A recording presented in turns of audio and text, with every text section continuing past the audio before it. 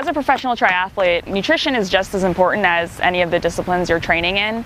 I mean, it sets your body up for the next day's session. So what you're putting in, before, during, and after, really sets you up for consistency. Heather Jackson here, a professional triathlete. I just ran my first race of 2013 as an Herbalife athlete, the Carlsbad Half Marathon. I was happy to finish third. Leading up to the Carlsbad Half, I was training probably 4 to 6 hours a day of all three disciplines, swim, bike, and run. The runs primarily were a lot of speed work on Tuesday, Thursdays, and Sundays. So those were kind of the key days that I was getting, the Herbalife rebuild right in, directly following a workout. You really need to fuel your muscles with that protein, some carbs directly after a hard session. So, maybe an easy run, recovery day, you could use the hydrate was kind of my go-to just to keep the electrolytes in during those easier days when you don't necessarily need as many calories. So leading up to the half marathon, my long run was typically on Sundays, consisted of a 25 to 30 minute warm up, so 3 to 4 miles, and then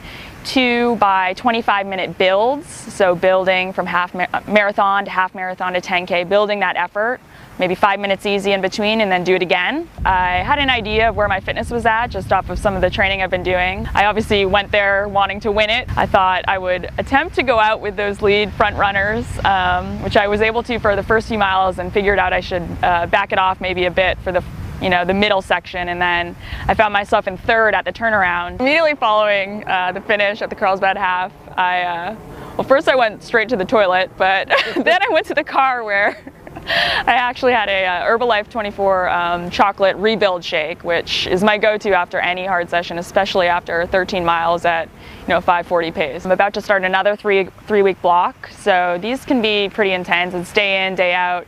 My first try of the season, which will be Escape from Alcatraz, and then I'll recover for about a week after that, and then another 3-week intensive block leading into Oceanside 70.3 at the end of March.